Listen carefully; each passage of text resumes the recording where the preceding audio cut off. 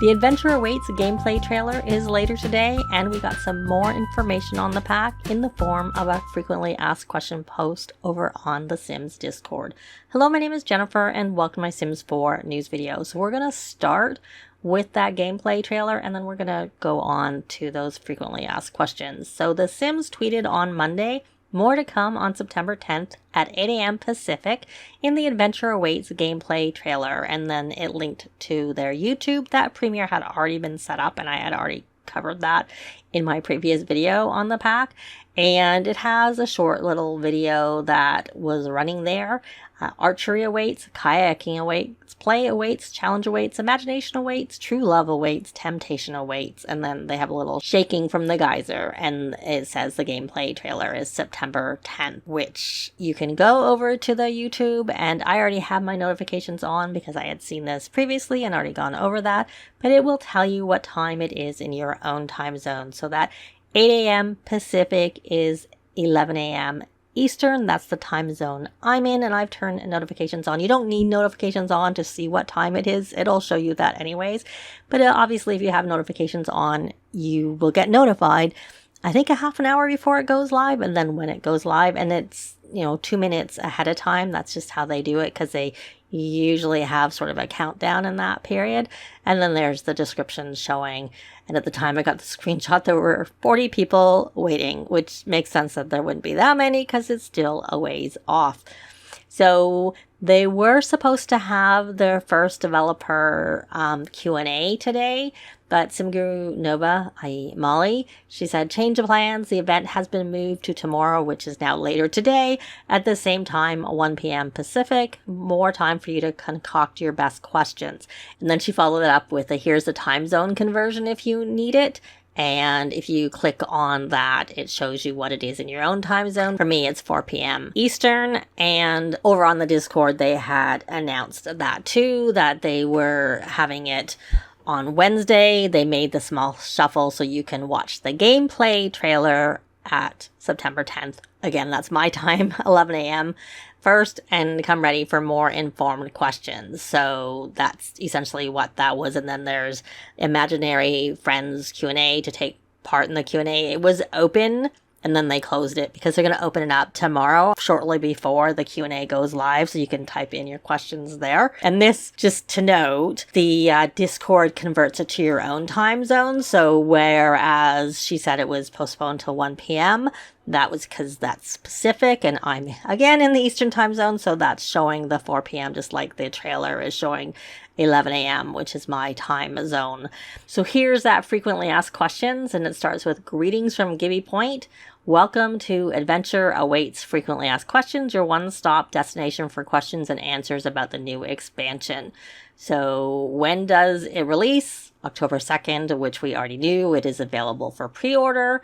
What's the world like? I kind of think this was covered in the blog post. The Adventure Awaits expansion pack introduces Gibby Point. We knew that. A world full of adventure with 3 new neighborhoods: Wanderwood Wilds, Crystal Valley, and Jellyfish Junction. Again, those were covered in that blog post. Explore unique townies, quests, and a glowing bioluminescent bay. Visit festivals, swim in jellyfish lagoons, or spot the mysterious plumbird. Each neighborhood offers exciting getaways, Camp Gibby Gibby, Revive and Thrive, and Love Highland. So yes, that was stuff we already knew.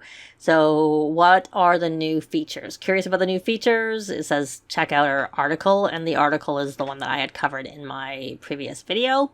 Now, what's new and unique to Adventure Awaits? One of the things they are most excited about in Adventure Awaits is the new level of coming-of-age experiences and childhood development for Sims. Build entomology, diving, and archery skills, or play rock, paper, scissors, and hide-and-seek with other Sims, even imaginary friends. Modular playgrounds now give child Sims even more ways to play together and create formative moments, making activities and experiences more meaningful and impacting child's Sim lives and aptitudes. So I'm kind of curious.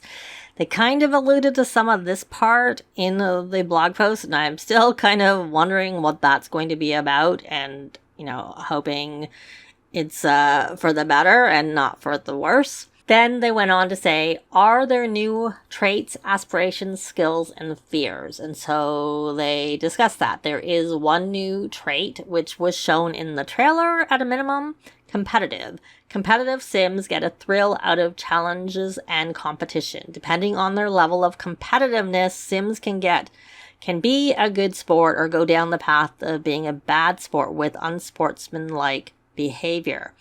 So that seems interesting because it seems like you can be a good sport or not. And if it's just a standard trait, I don't know how that would work. I honestly wonder if that's something that they learn as a child. And I'm just going out on a, I don't know, just reading that makes me wonder if it's kind of like a trait you learn or earn as opposed to a trait you assign. Or if it's not, I'm just really curious how it's going to work as a trait that you have and what the level has to do with that. Anyways, then we have 2 aspirations. One is for children, cool kid on the block. It encourages child Sims to be the coolest kid in their neighborhood by completing a list of tasks ranging from having the best collectibles to playing and winning games like hide and seek and rock, paper, scissors. And then we have Critter Hunter, which is an adult aspiration, which I assume teens and up can do. This new nature aspiration allows entomology aficionado Sims to collect, examine, and enthuse about outdoor critters. Sims can use the butterfly collection and paper crafts to complete tasks for this aspiration and achieve the critter enthusiast trait.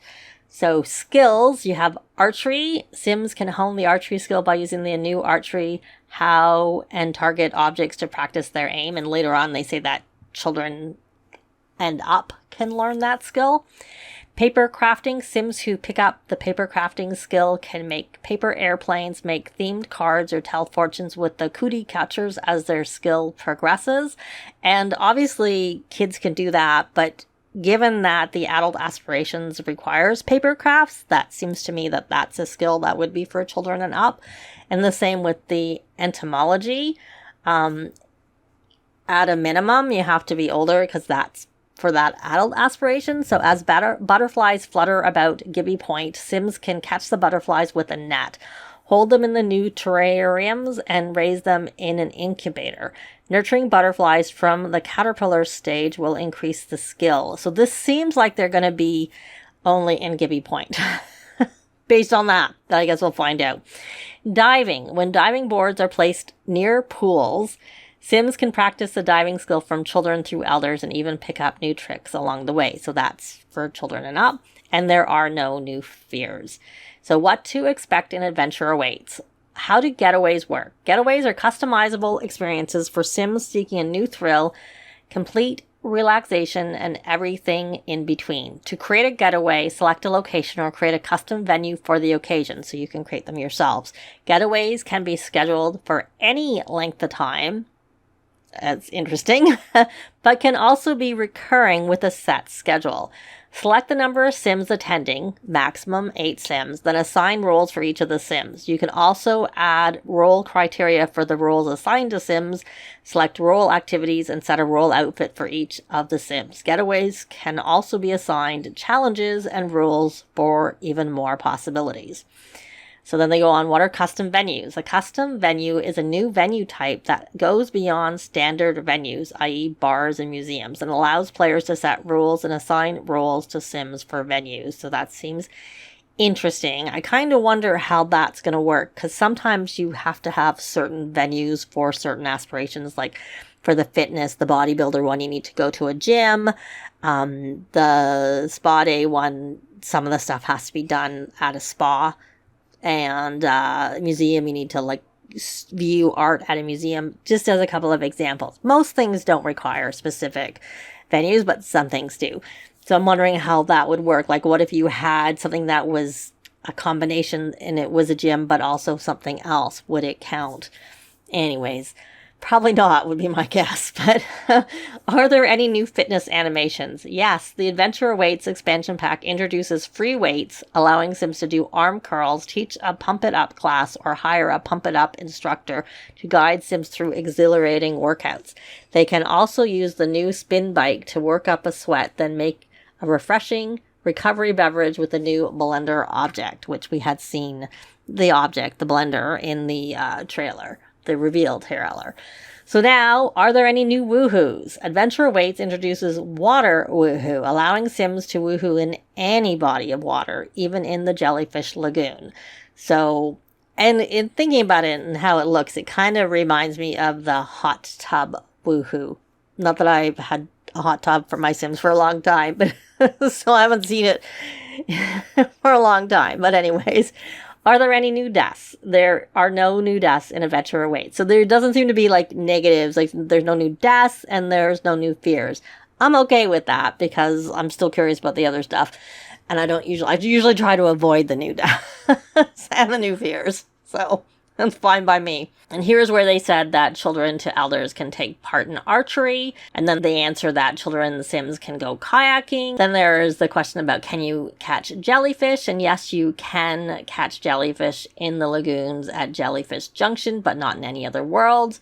And here they talk about where can you find butterflies and how many butterfly types are there. Butterflies and moths can be found around Gibby Point. Butterflies during the day and moths at night. There are 14 unique species to collect, including a special butterfly unlocked by finishing the collection and placing it in the habitat. You can also raise butterflies and moths from caterpillars using the Flutterarium incubator found in Build By, and as your Sim levels up their entomology skill, they'll unlock more options for raising these critters. So that's something that you do need to go to the world to catch them, though I would expect you could raise them anywhere. So that was it for the frequently asked questions. Did add quite a lot of information, but we're just going to get probably even more with the gameplay trailer coming later today. I'm curious what you thought about the information in that frequently asked questions, and if you're planning on watching the gameplay trailer, I'd love to know in a comment down below. But that's going to be it for this video. Thanks very much for watching, and I'll see you next time. Bye!